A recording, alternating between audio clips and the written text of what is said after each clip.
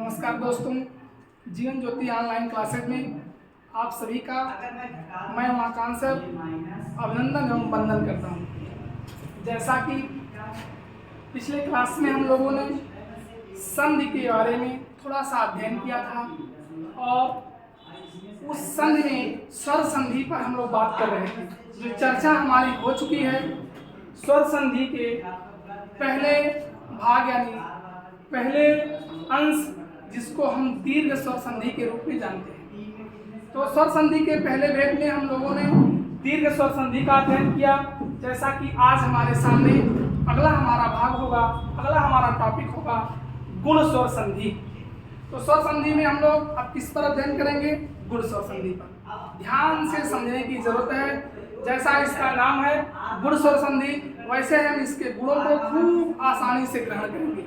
तो इस गुण स्वर संधि के बारे में हम लोग देखते हैं और इसके सूत्र के बारे में बात किया जाए। इसका सूत्र क्या होता है?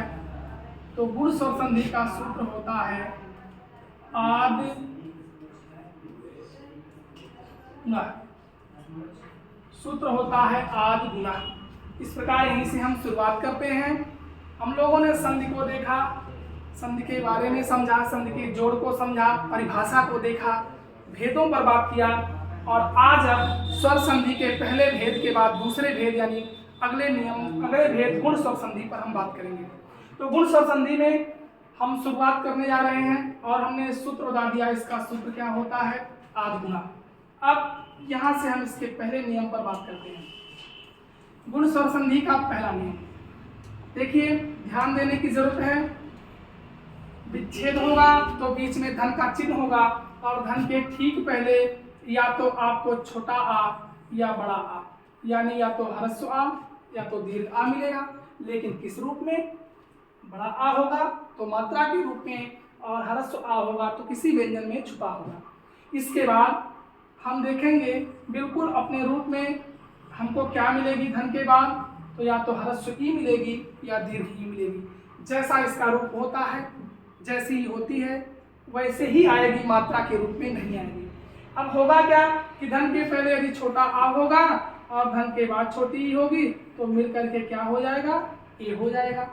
यदि धन के पहले बड़ा आ होगा, बाद में छोटी ई होगी, तब भी मिल करके ए हो जाएगा। और यदि धन के पहले छोटा या बड़ा आ में से कोई एक हो और धन के बाद छोटी बड़ी ई में से कोई एक हो, तब भी मिल करके ए हो जाएगा। यानी हर स्थिति में धन के पहले छोटा या बड़ा आ हो और धन के बाद छोटी ई या बड़ी ई हो, हर स्थिति में मिलकर के क्या हो जाएगा? ए हो जाएगा। ये हमारा नियम हुआ। अब नियम के बाद हम आगे उदाहरण पर ध्यान देते हैं। ये तो नियम की बात हुई, उदाहरण देखते हैं, थोड़ा ध्यान देते हैं क्योंकि उदाहरण पर ही ये बातें एकदम शीशे की तरह साफ हो जाएंगी। चलिए प्रथम उदाहरण पर ध्यान देते हैं।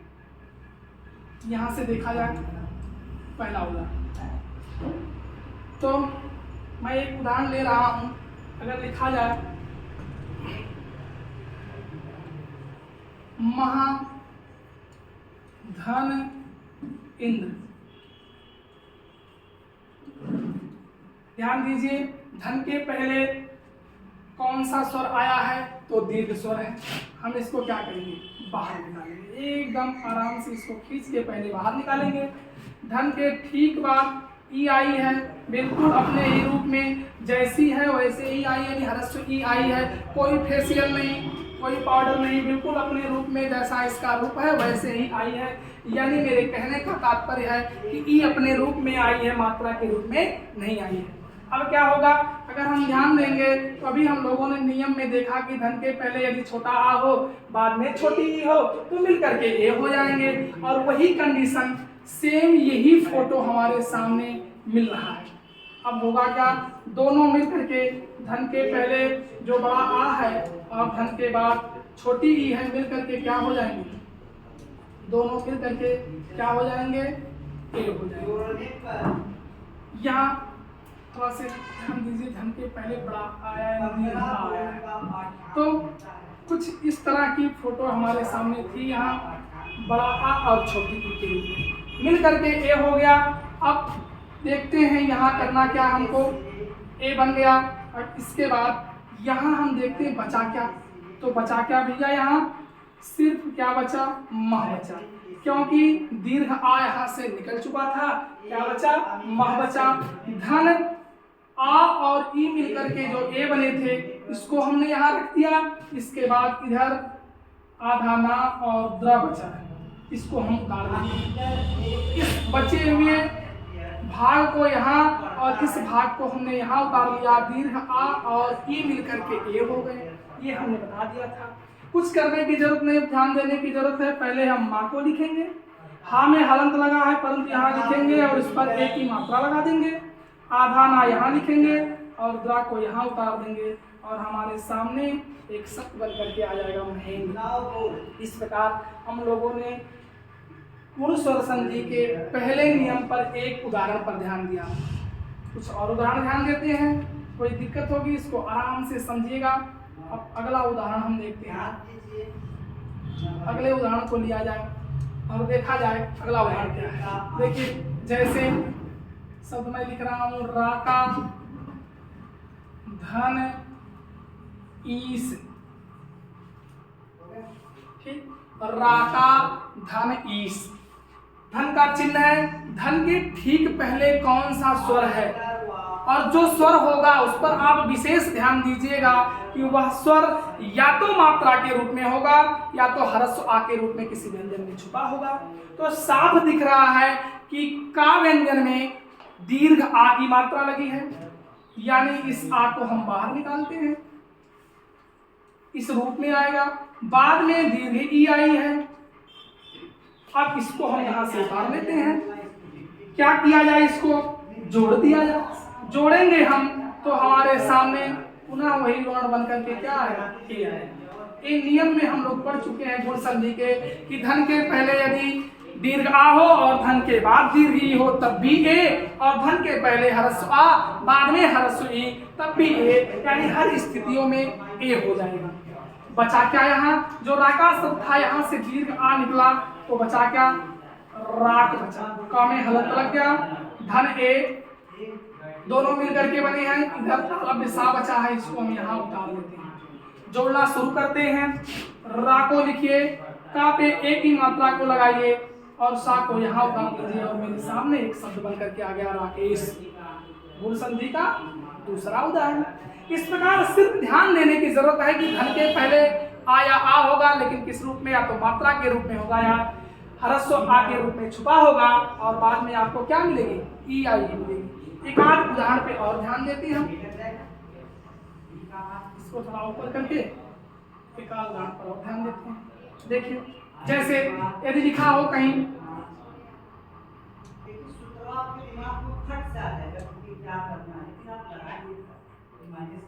इतर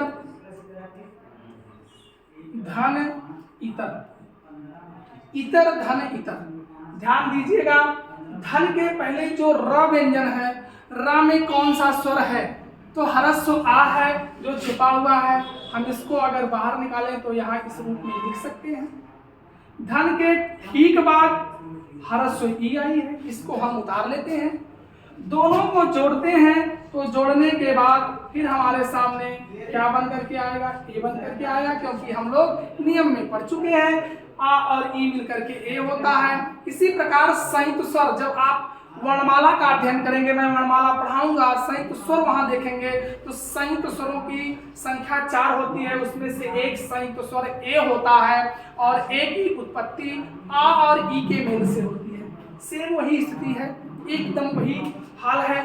तो वैसे आ और ई मिलकर के ए हो गया। अब इस शब्द को मैं यहाँ उतारता हूँ तो बचेगा क्या, जो इतर पूरा था रा में हलंत लग जाएगा, ए आ और ई मिल करके हो जाएगा, और इधर बचा है तर, इसको हम यहाँ उतार देंगे। जोड़ देते हैं, ई को लिखिए, ता को लिखिए, रा में ए की मात्रा लग जाएगी और ता और रा को इधर उतार लेंगे, शब्द बन जाएगा इतरेतर। इस प्रकार इस गुण स्वर संधि के पहले नियम पर हम लोगों ने थोड़ा से ध्यान दिया कि धन के पहले आया आ और बाद में आपको ई आई मिलेगी, दोनों मिलकर के क्या हो जाएंगे, ए हो जाएंगे। अब गुण स्वर संधि का दूसरा नियम ध्यान देते हैं। दूसरे नियम पर गुण स्वर संधि का दूसरा नियम, नियम नंबर 2।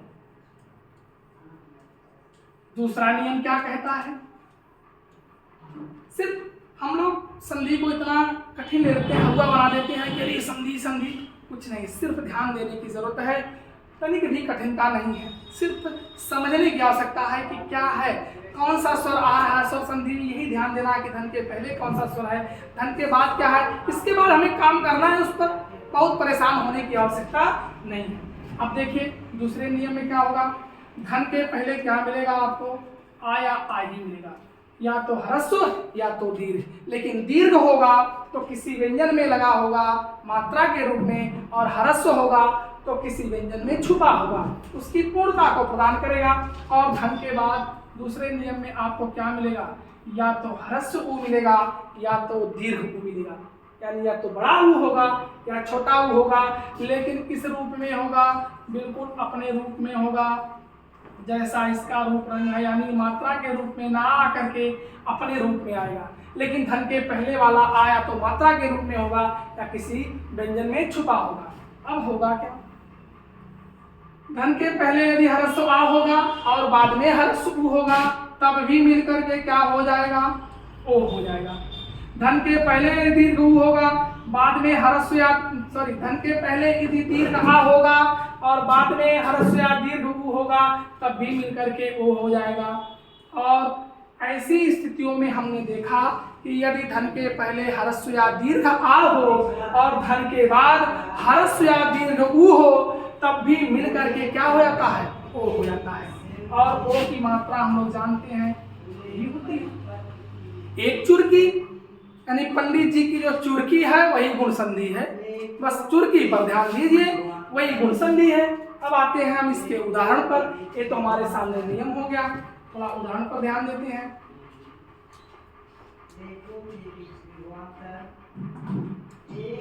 उदाहरण पर ध्यान देते हैं, अगर यहां से देखें उदाहरण पर ध्यान देते हैं, जैसे कहीं मिला महा धन उदय, महाधन उदय शब्द मिला हमारे सामने, महाधन उदय। धन के पहले क्या है, कहेंगे हा है, लेकिन हा में क्या है, क्या लगा हुआ है, दीर्घ आ है, इसको बाहर निकालिए, दीर्घ आ को हमने बाहर निकाला। धन के बाद कौन सा स्वर है, ह्रस्व उ है, इसको उतार लीजिए, दोनों को जोड़िए, दोनों का मेल कराइए, और जब दोनों जुड़ेंगे तो एक नए को पैदा कर देंगे, एक नए को जन्म दे देंगे, किसको, ओ को, यानी आ दीर्घ वाला और ह्रस्व वाला उ मिलकर के एक नए वर्ण को जन्म दे दिए, किसको, ओ को। यही दूसरा नियम है, धन के पहले या तो आपको दीर्घ आ या ह्रस्व आ, धन के बाद या तो दीर्घ उ या ह्रस्व उ मिलेगा, मिलकर के क्या बन जाएगा, ओ बन जाएगा। यही स्थिति हमारे सामने आई, धन के पहले आ मिला और धन के बाद उ मिल गया, दोनों को जोड़ा गया तो दोनों के मेल से एक नए वर्ण की उत्पत्ति हुई, एक नया वर्ण बना ओ। अब इसी पर हम संधि करना शुरू कर देते हैं, जोड़ करना शुरू कर देते हैं। देखा जाए एक बार ध्यान से, तो अब जब यहां से आ निकला तो बचा क्या, इसमें बचा क्या भैया, मह बचा, धन आ और उ मिलकर के ओ हो गया, इधर क्या बचा, दय बचा, इसको हम यहाँ उतार लेते हैं, जोड़ना शुरू करते हैं। माँ को लिखिए, हा को लिखिए और हा में ओ की मात्रा को लगाइए, दा को यहाँ ला दीजिए, या को यहाँ ला दीजिए, क्योंकि इस ओ की मात्रा को लगाएंगे तो महो, और दा और या को उतार लेंगे, शब्द हमारे सामने क्या हो गया, महोदय हो गया। इस प्रकार पहला उदाहरण हमने बता दिया कि धन के पहले आया आ हो, बिल्कुल दीर्घ आ मिला, धन के बाद ह्रस्व या दीर्घ उ हो तो ह्रस्व उ मिला, दोनों मिलकर के ओ हो गए, और यहाँ से जो मह बचा उसमें ओ को लगाया महो, और दा और या को यहाँ चिपका दिया और नया शब्द बनकर के आ गया हमारे सामने, महोदय। इस प्रकार एक और उदाहरण लेते हैं, इधर कर देते हैं इसको, अगला उदाहरण देखते हैं। यदि कहा जाए, अगला उदाहरण देखिए, पर धन उपकार, पर धन उपकार, धन के पहले रावण है और रा में कौन सा स्वर है? ह्रस्व आ है, इसको निकालिए बाहर। बाद में क्या है? ह्रस्व ऊ है, इसको उतार लीजिए। दोनों को जोड़ेंगे तो जोड़ने के बाद क्या बनेगा? तो ओ बन जाएगा। आ और ऊ मिलकर के क्या बन जाएगा? ओ बन जाएगा। इस प्रकार ओ बन गया। अब इधर बचा क्या? जो पर है इस रा में हलंत लग जाएगा, क्योंकि यहाँ से आ बाहर निकला है और यही आ बाद वाले ऊ के साथ मिलकर के ओ की उत्पत्ति कर दिया है। तो बचा क्या इधर? प का र बचा। ठीक, जोड़ दीजिए। प को लिखिए, रा में ओ की मात्रा को लगाइए और इसके बाद प को लिखिए, का को लिखिए और ऐसे शब्द बन जाएगा परोपकार। इस प्रकार दूसरा उदाहरण हमने देख लिया, यानी धन के पहले यहाँ ह्रस्व आ आया और धन के बाद ह्रस्व ऊ आया। इसके पहले वाले उदाहरण में दीर्घ आ आया था। इस प्रकार हमने एक उदाहरण आपके सामने रख दिया। कौन सा? परोपकार का। आगे देखते हैं एक उदाहरण और देखते हैं, ध्यान देते हैं, क्योंकि सूर्य के उदय यानी सूर्य भगवान के उदय को लेकर के उदाहरण देख लिया जाए और एक शब्द लिखा जाए यहाँ। यदि सूर्य धन उदय, ध्यान दीजिए, इस रेट रात से परेशान होने की जरूरत नहीं है। ठीक है, हमको यहाँ पर ध्यान देना है। और इस या में कौन सा स्वर है? ह्रस्व आ है और बाद में कौन सा स्वर है? ह्रस्व ऊ है। दोनों को या से आ को निकालिए और ऊ को उतारिए। इस प्रकार दोनों को जोड़ने के बाद एक नया शब्द हमारे सामने आ जाएगा। कौन? ओ। यानी ह्रस्व आ और ऊ मिलकर के क्या बन जाएंगे? ओ बन जाएंगे। जो सूर्य पूरा था इसको हम उतारते हैं, यहाँ लाते हैं, तो इस या में अब हलंत लग जाएगा। या में हलंत लग जाएगा। धन ओ, धन इधर क्या है? ओ, और धन इधर क्या है? दय। इसको यहाँ उतार देते हैं, जोड़ देते हैं एकदम आराम से, कोई दिक्कत नहीं। इसको लिखिए, इस पर लगाइए और ओ की मात्रा यहाँ लगा दीजिए। दा को उतारिए, या को उतारिए, शब्द क्या आ गया? सूर्योदय। इस प्रकार हमने गुण संधि के दूसरे नियम पर ध्यान दिया कि धन के पहले आपको क्या मिलेगा? आ या आ मिलेगा और धन के बाद ऊ या ऊ मिलेगा, मिलकर के क्या हो जाएगा? ओ हो जाएगा। इस प्रकार बहुत उदाहरण देख सकते हैं। परोपकार है, दीपोत्सव है, अन्योक्ति है, सुतोक्ति इत्यादि शब्दों का प्रयोग हम कर सकते हैं इस संधि में। अब नियम नंबर 3 पर चलते हैं, किसके? गुण स्वर संधि के। इस प्रकार हम लोग गुण स्वर संधि के तीसरे नियम को देखते हैं। देखिए, बहुत बड़ा वीडियो बनाने का मतलब नहीं, हम सिर्फ एक एक संधियों पर ध्यान देंगे। स्वर संधि के एक एक भेदों को एक एक दिन में पढ़ेंगे एकदम आराम से। आप सिर्फ इस पर विशेष ध्यान देते रहिए। थोड़ा से हमारे इस कोचिंग संस्थान पर आप अपने दया दृष्टि को बनाइए। हमारे इस वीडियो को आप लोग ज़्यादा से ज़्यादा शेयर करते रहिए और इसके बाद कोई भी त्रुटि होती है तो उस पर भी ध्यान दिया जाएगा। फिलहाल नियम नंबर हम लोग 3 देखते हैं। तीसरा नियम क्या है? तीसरे नियम में क्या होगा? धन के पहले आपको क्या मिलेगा? आ या आ मिलेगा। वही बात जो पिछले 2 नियम में मैंने बताया था कि धन के पहले या तो ह्रस्व आ मिलेगा या तो दीर्घ आ मिलेगा। ठीक वही कंडीशन, लेकिन धन के बाद आपको क्या मिलेगी? री मिलेगी। धन के पहले आया आ, बाद में री मिलेगी। री किस रूप में होगी भैया? एकदम अपने रूप में होगी, जैसी होती वैसे ही आएगी। परंतु पहले वाला जो स्वर ह्रस्व या दीर्घ आ है मात्रा के रूप में होगा या किसी व्यंजन में छुपा होगा। ध्यान देते हैं, धन के पहले ह्रस्व आ होगा, बाद में री होगी तो मिलकर के अर हो जाएगा। धन के पहले दीर्घ आ होगा, बाद में री आएगी, तब भी मिलकर के अर हो जाएगा। आ र और र में हलंत यानी अर हो जाएगा। तो धन के पहले ह्रस्व दीर्घ आ, धन के बाद री मिलकर के क्या हो जाएगा? अर हो जाएगा।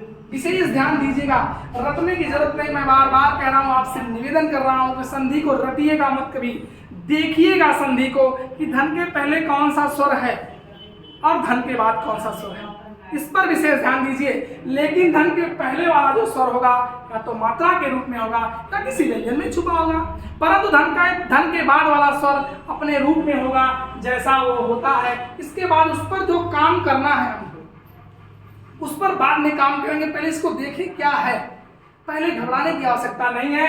अब इसको थोड़ा से हम उदाहरण को देखते हैं। ये तो हमारा हो गया नियम। अब इसके बाद हम किस पर ध्यान देते हैं, उदाहरण पर ध्यान देते हैं। देखिए जैसे एक उदाहरण यहाँ लेते हैं, महाधन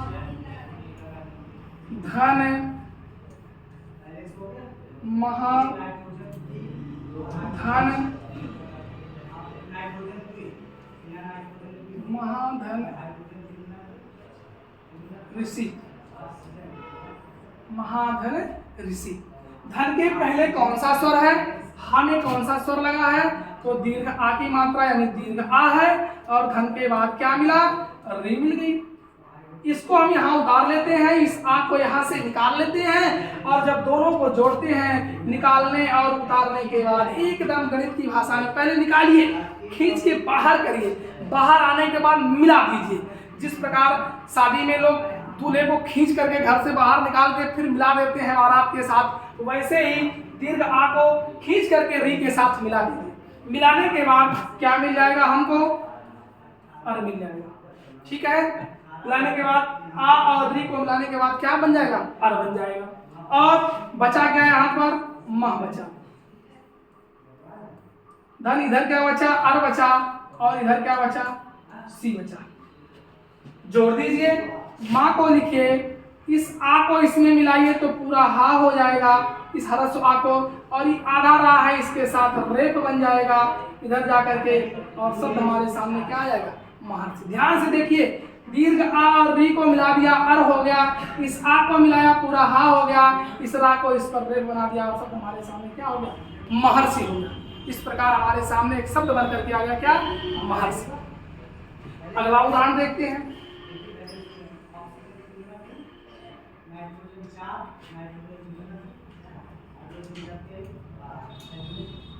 अगले उदाहरण पर ध्यान देते हैं। ग्रीष्म धन ऋतु। ग्रीष्म धन ऋतु, धन के पहले कौन सा स्वर है भैया, आप कहेंगे माँ में ह्रस्व आ है, इस पर ध्यान दीजिए, माँ में छोटा आ छुपा हुआ है, इसको निकालिए बाहर, और यहाँ से क्या करेंगे, री को हम मिला देंगे उतार करके, री को नीचे उतारिए, दोनों मिल करके क्या बन जाएंगे, अर बन जाएंगे। यानी ह्रस्व आ और री मिल करके क्या हो गया, अर हो गया। जो यहाँ ग्रीष्म था इसको यहाँ लाइए, और माँ में क्या लग जाएगा, हलंत लग जाएगा। क्यों हलंत लगेगा, क्योंकि यहाँ से ह्रस्व आ बाहर आ गया, इस प्रकार माँ में हलंत लग जाएगा, और वही ह्रस्व आ री के साथ मिल करके अर बन गया। इधर किसको उतारेंगे, तू को उतारेंगे, तू काम में छोटी की मात्रा लगी तो तू हुआ, तू को यहाँ उतार दिए। अब देखिए जोड़ देते हैं, इस आ को इसमें मिलाएंगे पूरा माँ हो जाएगा, परंतु रा आधा है, व्यंजन के साथ लग करके रेप हो जाएगा। तू को लिखते हुए इस पर रेप लगा देंगे, ग्रीष्मर्तु बन जाएगा। इस प्रकार अगला उदाहरण हमने देख लिया। गुण संधि का एक तीसरा नियम था। ऐसे ही उदाहरण आपके सामने आएंगे, तो 4-5 उदाहरण अपने दिमाग में बना लीजिए गुण संधि के तीसरे नियम के। जैसे सप्तर्षि हो गया, ग्रीष्म ऋतु हो गया, ब्रह्मर्षि हो गया, महर्षि हो गया, राजर्षि हो गया, देवर्षि हो गया। इन्हीं उदाहरणों में से उदाहरण पूछे जाएंगे, यानी अर का आगम हो जाए तब गुण संधि होगा, अर मिल जाए यानी ब्रह्मर ग्रीष्मर, ऐसे अर का आगम मिल जाए जहां वहां गुण संधि होगा। इसके पहले थोड़ा से हमने आपको बताया था, थोड़ा से पीछे हम लोग चलते हैं। यहाँ हमने एक चीज बताया था, थोड़ा से इस पर ध्यान देते हैं। यदि हमें हम बताते हैं कुछ बातें हैं, ध्यान देने की जरूरत है, थोड़ा से ध्यान योग्य बातें हैं, ध्यान देने की जरूरत है। यदि हमको एक मात्रा ई और एक मात्रा ई, यानी यहाँ भी एक चुरकी और यहाँ भी एक चुरकी, पंडित जी की चुरकी है उनके पास, गुण संधि है, ठीक है। तो एक चुरकी का नियम, यदि किसी भी शब्द के साथ एक चुरकी मिल जाती है, जैसे मैं लिख दूं महेश, सुरेश, दिनेश, पवनेश, कमलेश। तो लगभग स्थितियों में संधि कौन होगी? गुण संधि होगी। ये हो गया। इसके बाद आ जाए महोदय, महोदय, सूर्योदय, सूर्योदय, महोदय, और फिर अन्योक्ति।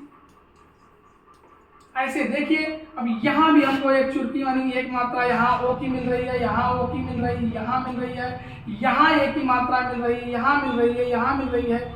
ऐसी स्थितियों में एक चुटकी मिल जाए तो संधि कौन सी होगी? गुण स्वर संधि होगी। इस प्रकार आज हम लोगों ने स्वर संधि के दूसरे भेद पर चर्चा किया, और वह जो दूसरा भेद था गुण स्वर संधि का था, और इसके सूत्र को हमने बताया कि गुण स्वर संधि का सूत्र आदगुणा होता है। और पहला नियम बताया कि धन के पहले ह्रस्व या दीर्घ आ हो और धन के बाद ई या ई हो तो मिलकर के ये हो जाएगा। धन के पहले ह्रस्व आ या दीर्घ आ हो, धन के बाद उ या उ हो तो मिलकर के वो हो जाएगा। और धन के पहले आ या आ हो, बाद में री हो तो मिलकर के अर हो जाएगा। इस प्रकार गुण संधि का अध्ययन आज हम लोगों ने कर लिया। और एक बार मैं पुनः आपसे आग्रह करना चाहता हूँ कि आप लोग वीडियो को ज़्यादा से ज़्यादा शेयर करिए, लाइक करिए, और हमारे इस कोचिंग पर अपनी दया दृष्टि को बनाए रखिए। एक कोचिंग आपकी है, हमारी नहीं बल्कि संस्था आपकी है, और आप सभी इस पर ध्यान दीजिए, पढ़ते रहिए, और जितना हो सकेगा हम लोग अपने तरफ से पूरा प्रयास करेंगे। इन्हीं शब्दों के साथ मैं आपका अपना उमाकांत सर, नमस्कार।